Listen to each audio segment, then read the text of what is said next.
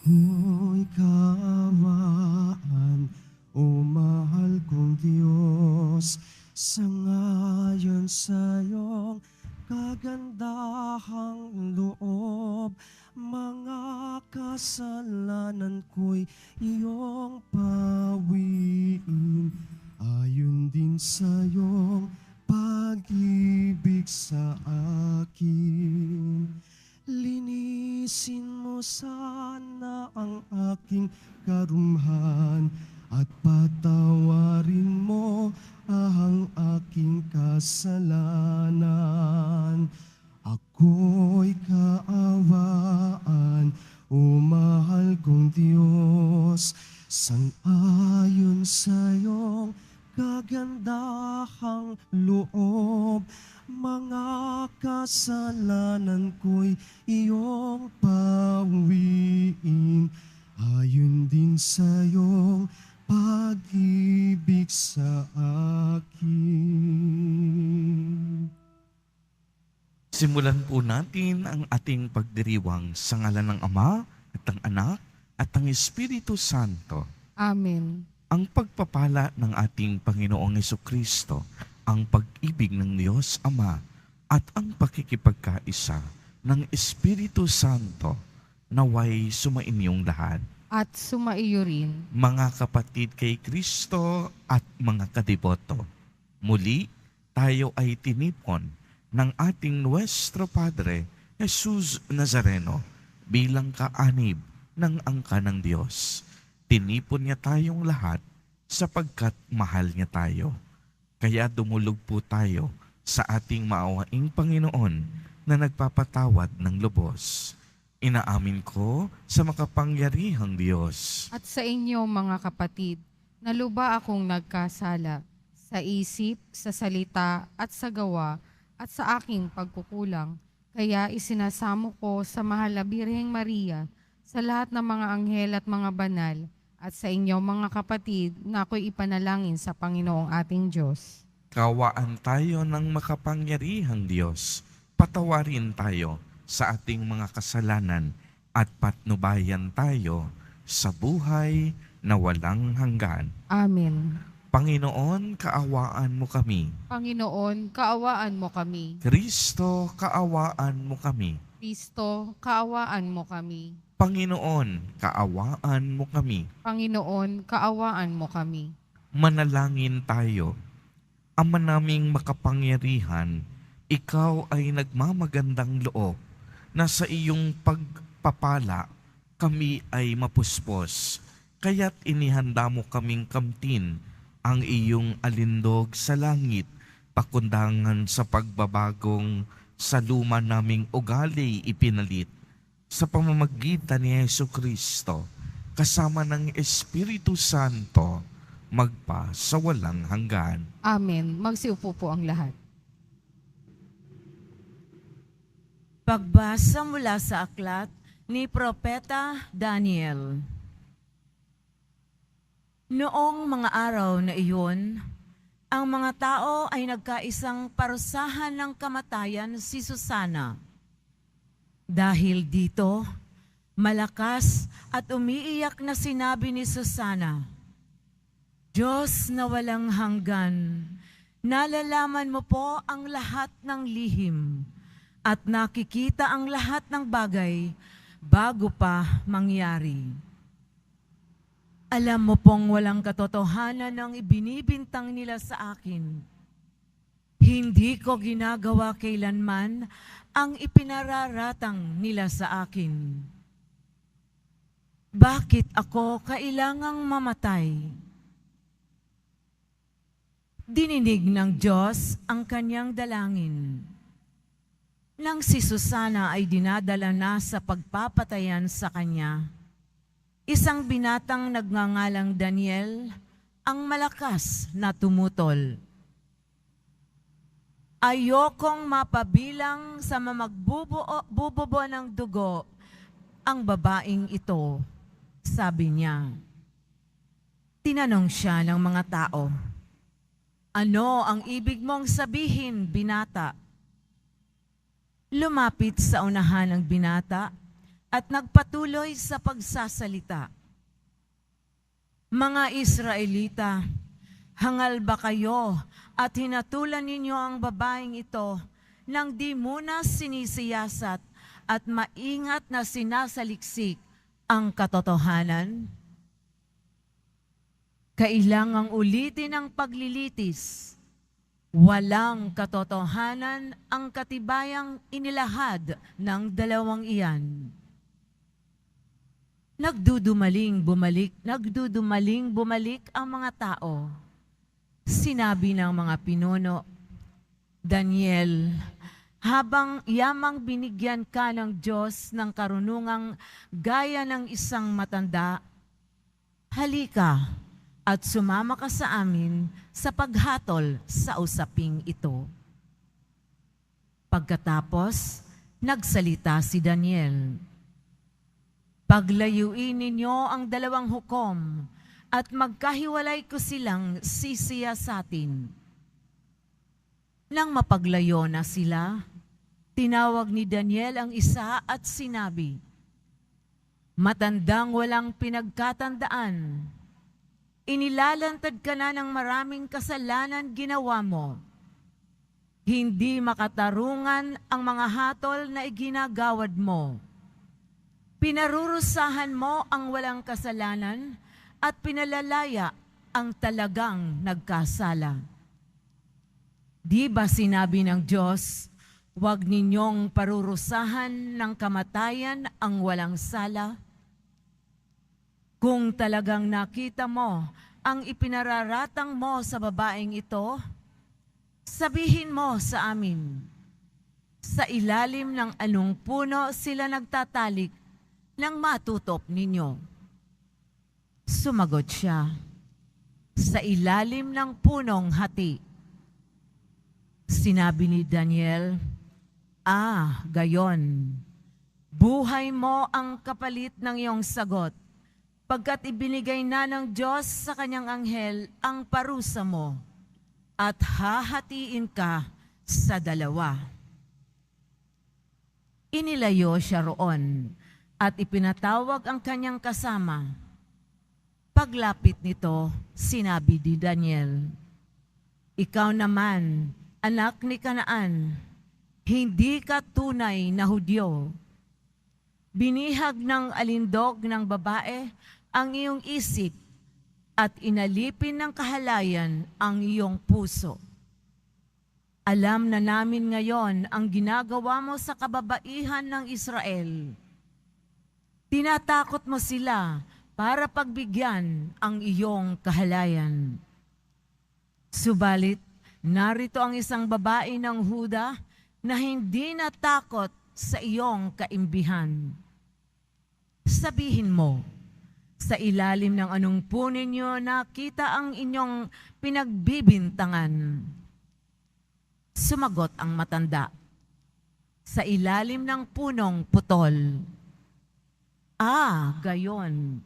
Pakli naman ni Daniel, buhay mo ang katumbas ng kasinungalingang ito, pagkat naghihintay na ang anghel ng Diyos upang putulin ka sa pamamagitan ng tabak. Dahil dito, nagsigawan sa tuwa ang lahat ng nakasaksi at nagpuri sila sa Diyos sapagkat inililigtas niya ang mga nagtitiwala sa Kanya. Pinalingan nila ang dalawang hukom matapos patunayan ni Daniel na sila'y nagsisinungaling at nanumpa ng di totoo. Hinatulan silang mamatay. Ayon sa kautusan ni Moises, ang nagparatang ng di totoo ay siyang lalapatan ng parusang nakatakda sa kasalanang ipinararatang niya. Naligtas nga sa kamatayan ang isang taong walang kasalanan. Ang salita ng Diyos. Salamat sa Diyos. Kahit sa daang madilim, Panginoon ko'y kapiling. Kahit sa daang madilim, Panginoon ko'y kapiling. Panginooy aking pastol, hindi ako nagkukulang. Ako'y pinahihimlay sa mainam na pastulan. At inaakay niya ako sa tahimik na batisan. Binibigyan niya ako niyong bagong kalakasan. Kahit saang daang madilim, Panginoon ko'y kapiling. At sang-ayon sa pangako ng kanyang binitiwan, sa matuwid na landasi, doon ako inaakay. Kahit na ang daang iyo'y tumatahak sa karimlan, hindi ako matatakot pagkat ika'y kaagapay. Ang tungkod mo at pamalo, ang gabay ko at sanggalang. Kahit sa daang madilim, Panginoon ko'y kapiling. Sa harapan ng lingkod mo, ikaw ay may handang dulang. Ito'y iyong ginagawang nakikita ng kaaway. Nalulugod ka sa akin na ulo ko ay langisan at pati na ang kalis ko ay iyong pinaaapaw. Kahit sa daang madilim, Panginoon ko'y kapiling. Tunay na ang pag-ibig mo at ang iyong kabutihan sasaakit tataglayin habang ako'y nabubuhay.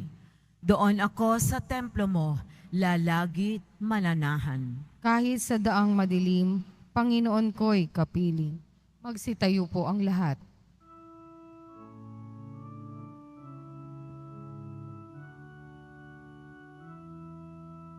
Nagpupuri kami sa'yo, Panginoong Jesucristo. Nagpupuri kami sa'yo, Panginoong Jesucristo. Sinabi ng buong mahal, di ko nais na mamatay ang mga makasalanan. Nagbabagong kalooban upang sila ay mabuhay. Nagpupuri kami sa'yo, Panginoong Jesucristo.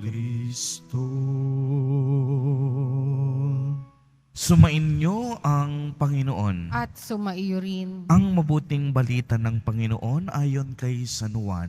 Papuri sa iyo, Panginoon. Noong panahong iyon, si Jesus ay pumunta sa bundok ng Olibo. Inaumagahay, nagbalik siya sa templo. Lumapit sa kanya ang lahat. Kaya't umupo siya at sila'y tinuruan. Nooy dinala sa kanya ng mga eskriba at ng mga pariseyo ang isang babaeng nahuli sa pakikiapid. Pinatayo ito sa harapan nila at sinabi kay Jesus, "Guro, ang babaeng ito'y nahuli sa pakikiapid. Ayon sa kautusan ni Moises, dapat batuin hanggang sa mamatay ang mga gaya niya. Ano ang masasabi mo?"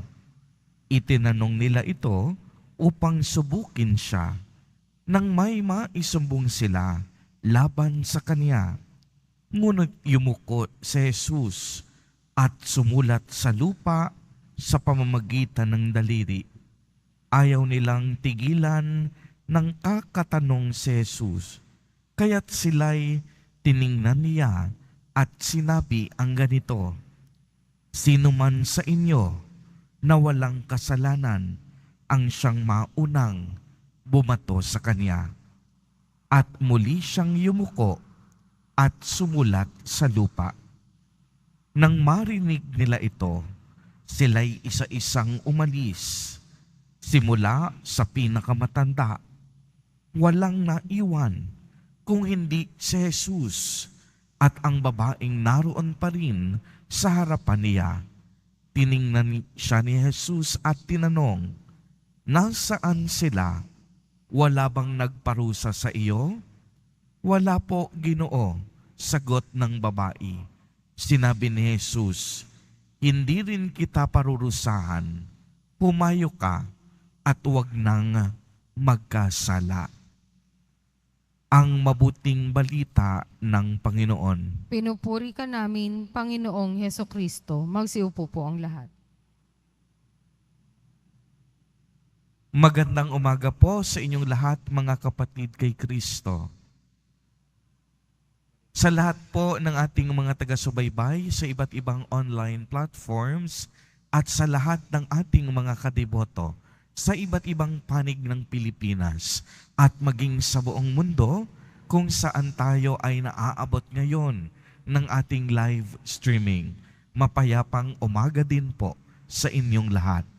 Purihin at dakilain natin ang ating Panginoon, ang mahal na poong Jesus Nazareno. Mga kapatid kay Kristo at mga kadiboto, malugod po namin kayong tinatanggap sa Basilica Minor at Pambansang Dambana ni Jesus Nazareno. Tunay nga pong papalapit na po ang paghahanda natin para sa muling pagkabuhay ng ating Panginoong Hesukristo. Sa ating paghahanda ay mas lalo nating pinapalalim ang ating buhay panalangin, buhay pag-aayuno, at buhay pagkakawanggawa. Ilang araw na lamang at tutungo na tayo sa pinakataimtim at pinakabanal na paggunita ng sambayanang Kristiyano, ang mga mahal na araw, ang Semana Santa, na kung saan ay ating pagninilayan at sasariwain ang misteryo Pascual ng ating Panginoong Hesus Nazareno. At kapag pinag-usapan natin ang misteryo Pascual, tatlong mahahalagang bagay ang dapat nating isaisip at isaalang-alang. Una ay ang pagpapakahirap ng ating Panginoong Hesus Nazareno. Ang ikalawa, ang kaniyang kamatayan sa krus. At ang ikatlo ay ang kaniyang pagkabuhay na maguli. Sa ating ebanghelyo ngayon ay narinig natin ng maliwanag kung paano tinulungan ni Jesus ang isang babaeng nahuling nakikiapid sa bingit ng kamatayan. Nais ng mga tao na siya ay batuhin dahil sa kautusan ni Moises, hindi katanggap-tanggap para sa kanila ang isang babae na nakikiapid o hindi nagiging tapat sa kanyang asawa. Ngunit pagmasdan po ninyo ang sinabi ni Jesus Nazareno, kung sino man ang isa sa inyo ang walang kasalanan, siya ang unang bumato sa babaeng ito. Subalit narinig natin na wala ni isa sa kanila ang nagpatuloy at nangahas na bumato sa babaeng nakiapid. Kung tutuusin, tunay nga namang lahat tayo may kasalanan. Lahat tayo hindi karapat-dapat sa Panginoon. Kaya nga kung tutuusin, dapat ang hatol sa atin ng Diyos ay kaparusahan. Subalit pagmasdan ninyong mabuti, hindi parusa ang ninais ng Panginoon, kung hindi ang kanyang awa, habag at pagmamalasakit. Para sa Diyos, binibigyan niya tayo lagi ng pagkakataon na magbago ng buhay habang tayo'y may hininga at nabubuhay pa sa mundong ito. Opo, uulitin ko. Habang tayo ay may buhay, habang tayo'y may hininga, hinding-hindi magsasawa ang ating Panginoon Diyos na bigyan tayo ng paulit-ulit na pagkakataon upang tayo ay magbago ng buhay, upang talikdan ang ating mga kasalanan, upang magsisi sa mga ito, at upang tayo'y muling manumbalik sa ating Panginoon. Kaya nga anong sinabi ni Jesus Nazareno sa huling bahagi ng Ebanghelyo? Sinabi niya sa babae, hindi kita parurusahan, kumayo ka at huwag nang magkasala. Ito rin po ang handog ng Panginoon sa bawat isa sa atin. Naghahandog siya ng kaniyang pag-ibig at malasakit, hindi kaparusahan. Hinahangad niya na humayo tayo upang mamunga tayo sa paggawa ng mabuti at sa pagmamahal sa ating kapwa. Hinihiling ng Diyos na sa ating pagbabalik loob, na wag na tayong magkasalang muli. Mga kapatid kay Kristo, sa mga susunod na araw, masasaksihan natin at maririnig natin sa mga ebanghelyo kung paano ibibigay ni Jesus Nazareno ang kaniyang sarili. Ibibigay niya ito sa ngalan ng awa at pag-ibig.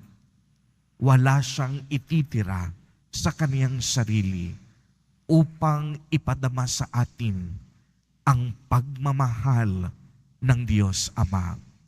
Ang Diyos natin na punong-puno ng awa at malasakit. Ang Diyos natin na hindi nasisiyahan na tayo ay naghihirap, naghihikahos at magdaranas ng kaparusahan. Ang tanging hangad ng Diyos sa ating buhay, tayo ay mapabuti, na tayo ay guminhawa at tayo ay makalaya sa kuko ng kasalanan at kamatayan. Kaya mga kapatid kay Kristo at mga kadiboto, naway ngayong panahon ng Kwaresma, tanggapin natin sa ating mga puso ang awa, habag at malasakit na handog sa atin ng Diyos. Huwag na po nating patigasin pa ang ating mga puso.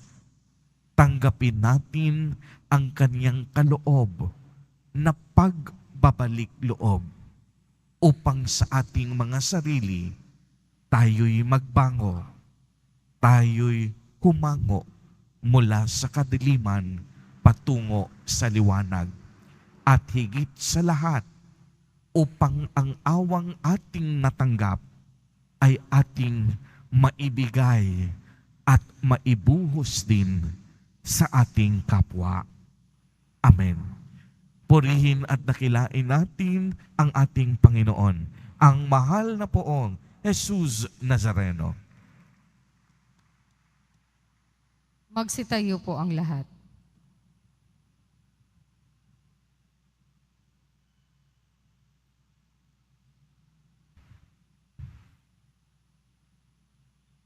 Minamahal kong mga kapatid, naaalala natin ang pagkahabag ni Jesus Nazareno sa babaeng nakikiapid. Tumawag tayo sa Kanya sa ating pangangailangan, nakatitiyak na tayo rin ay Kaniyang kahahabagan. Sa bawat panalangin at kahilingan ang atin pong itutugon, Panginoon, nagtitiwala kami sa iyo. Panginoon, nagtitiwala kami sa iyo. Ang mga napalayo sa Diyos dahil sa kasalanan, naway makaranas ng mapagmahal na habag ng tagapagligtas. Manalangin tayo. Panginoon, nagtitiwala kami sa iyo. Atin nawang iwasan ang paghatol sa iba at sa halip ay tingnan ang ating sariling buhay sa mata ng Diyos. Manalangin tayo. Panginoon, nagtitiwala kami sa iyo. Ang mga may mabibigat na pasaning dala ng kahirapan at alalahanin, naway maunawaan na hindi sila iniiwan ng Diyos. Manalangin tayo. Panginoon, nagtitiwala kami sa iyo. Ang mga nagdurusa dahil sa maling hatol, naway patatagin ng Panginoon. Manalangin tayo. Panginoon, nagtitiwala kami sa iyo. Ama naming nasa langit, tulungan mo kaming maging mapagpatawad sa mga taong hindi maganda ang pakikitungo sa amin. Idinadalangin namin ito sa pamamagitan ni Kristo na aming Panginoon. Amen. Magsiupo po ang lahat.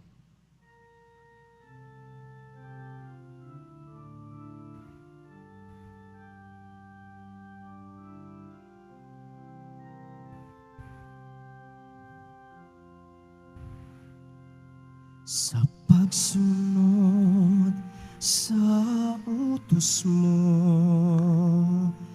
nalulugot akong labis, di masukat ang galak ko,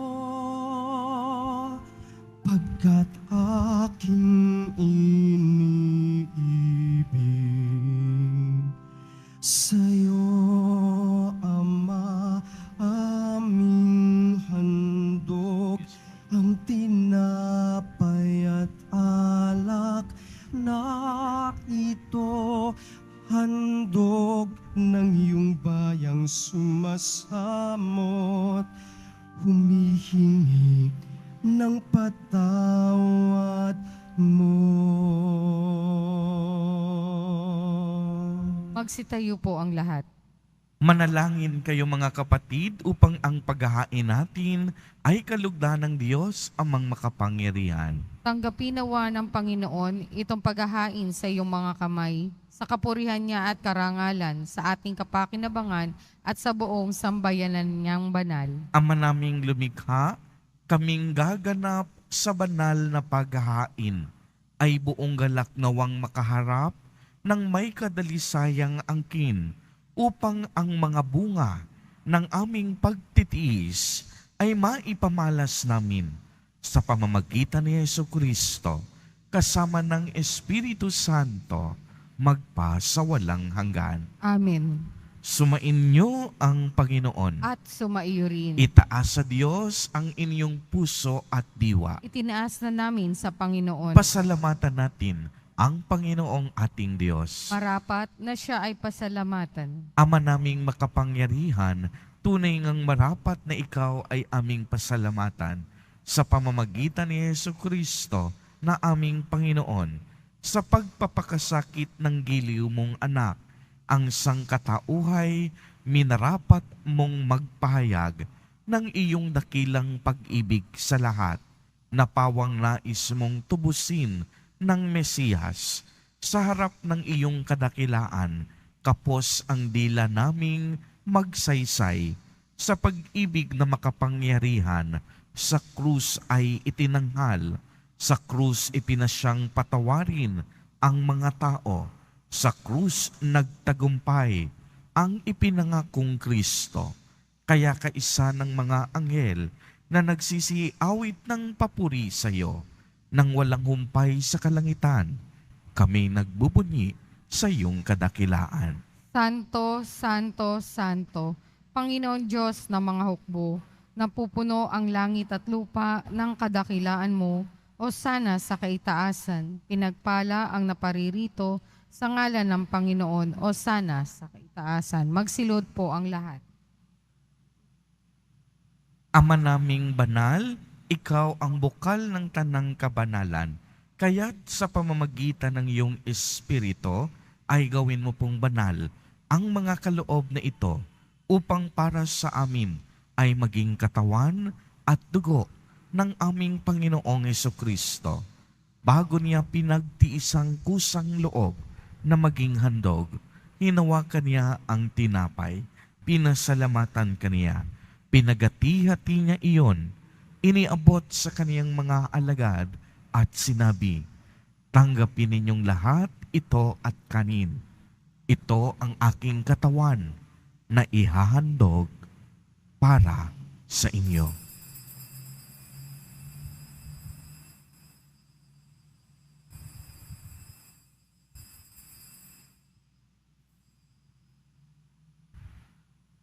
Gayon din naman noong matapos ang hapunan, hinawakan niya ang kalis, muli kanyang pinasalamatan.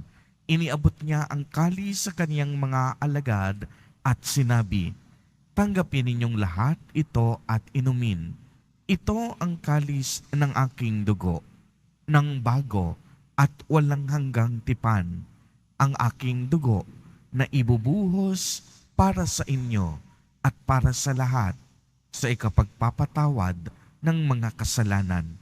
Gawin ninyo ito sa pag-alaala sa akin."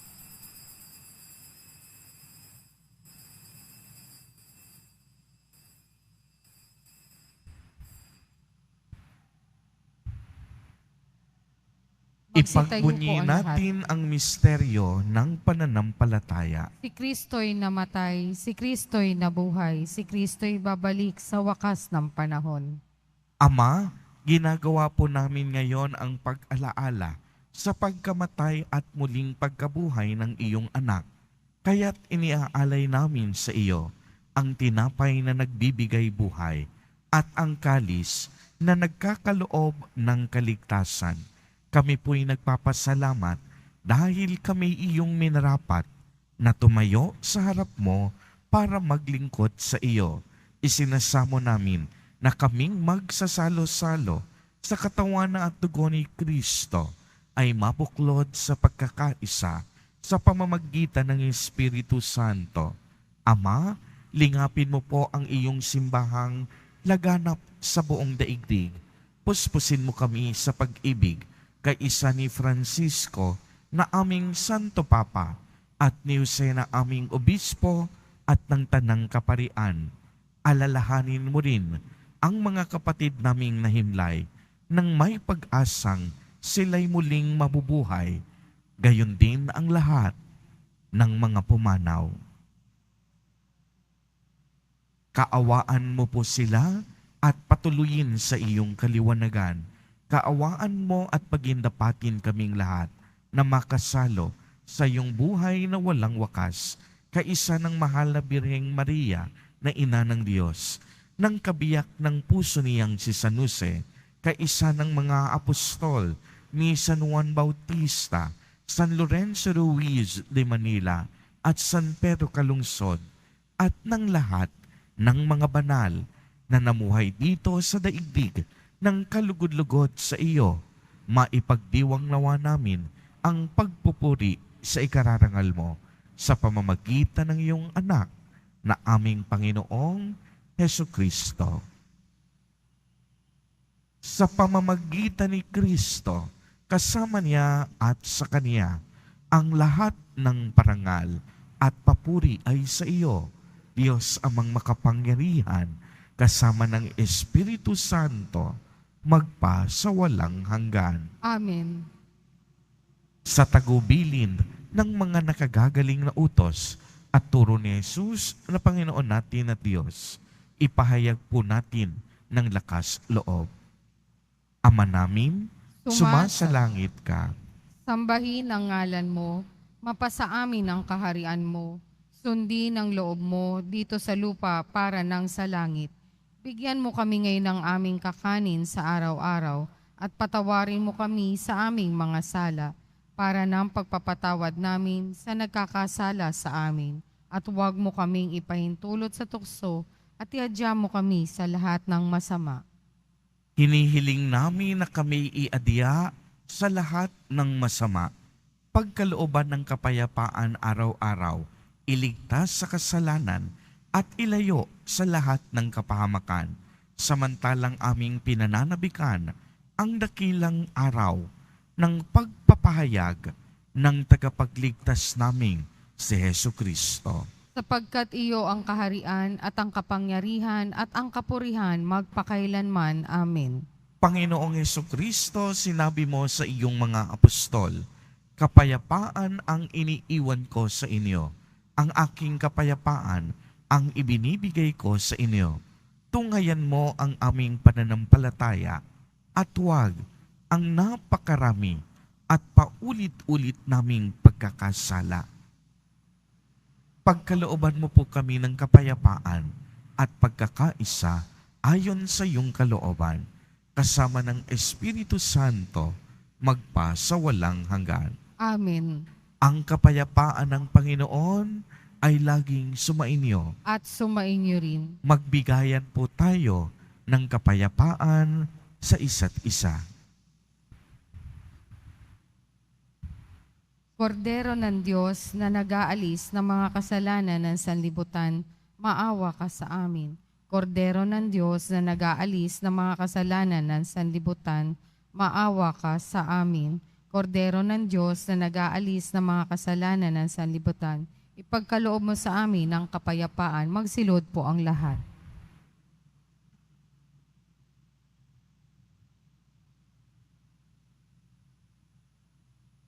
Mga kapatid kay Kristo at mga kadiboto, narito ang ating Nuestro Padre, Jesus Nazareno. Lumapit po tayo sa Kanya at magbalik loob. Siya ang kordero ng Diyos.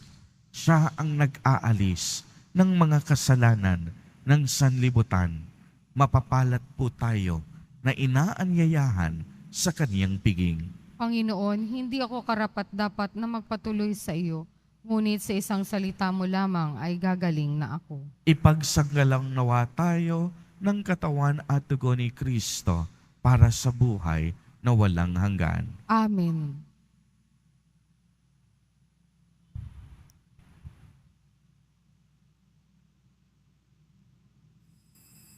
Para sa lahat ng tatanggap ng banal na komunyon, sasagot po tayo ng amen pagkasabi ng pari o ng lay minister ng katawan ni Kristo at isubo agad sa bibig bago umalis sa harapan ng pari o lay minister. Sumunod po tayo.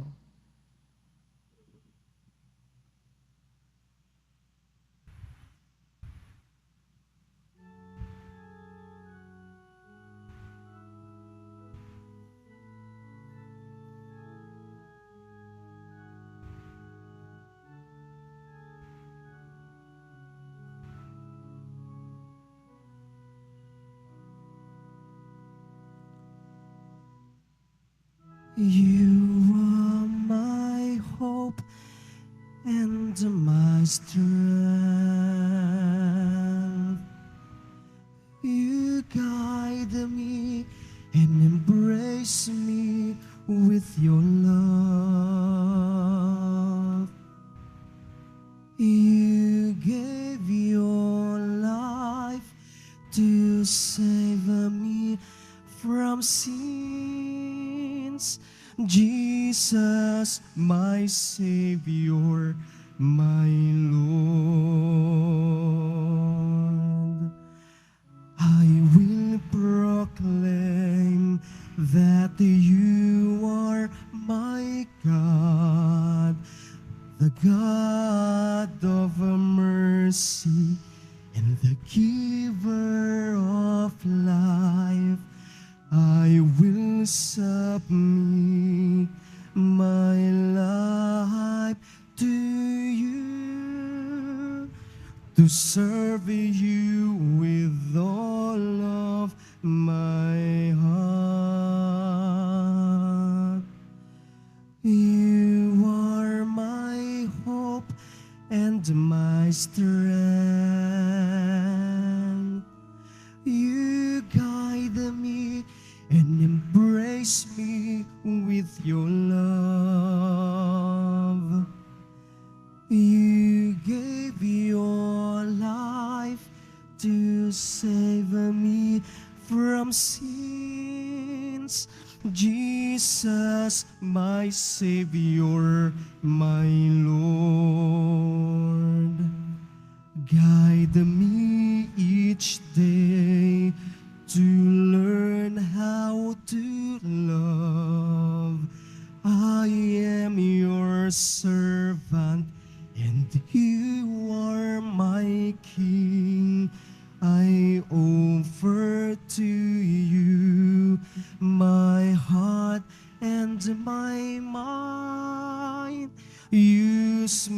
Lord Jesus, my God. You are my hope and my strength. You guide me and embrace me with your love. You gave your life to save me from sins. Jesus, my Savior, my Lord. Jesus, my Savior, my Lord. Manalangin tayo. Ama naming mapagmahal, kaming pinapakinabang mo sa piging ng iyong pagpapala ay pamalagiin nawa nitong walang hilig na masama at sa gayoy maliksi naming masundan ang yapak ng halimbawa ni Hesukristo, ang aming tagapamagitan, kasama ng Espiritu Santo, magpa sa walang hanggan. Amen. Sumainyo ang Panginoon. At sumaiyo rin. Pagbabasbas.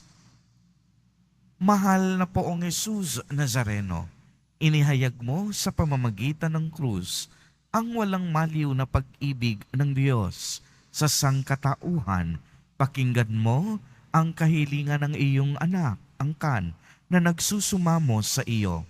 Makamtam nawa nila ang iyong katugunan at tanggapin ang kasagutan na may utang na loob na tinatanaw. Basbasan din po ninyo ang mga daladala nilang mga imahen at dasalan.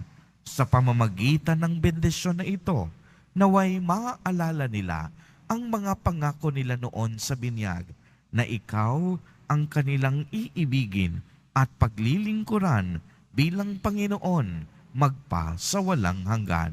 Amen.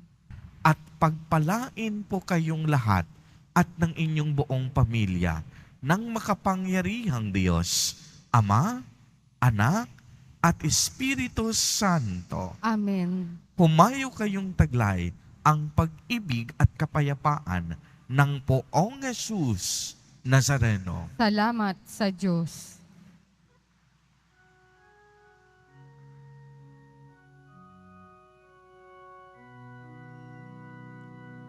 Nuestro Padre Jesus Nazareno, sinasamba ka namin, pinipinto ka namin, aral mo ang aming buhay at kaligtasan. Nuestro Padre Jesus Nazareno, iligtas mo kami sa kasalanan. Ang krus mong kinamatayan ay sagisag ng aming kaligtasan.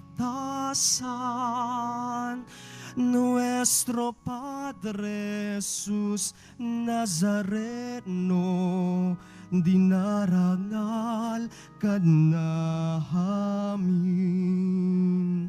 Nuestro Padre Jesus Nazareno, niluluwalhati ka namin. Nuestro Padre Jesus Nazareno, ninarangal ka namin. Nuestro Padre Jesus Nazareno, niluluwalhati ka namin.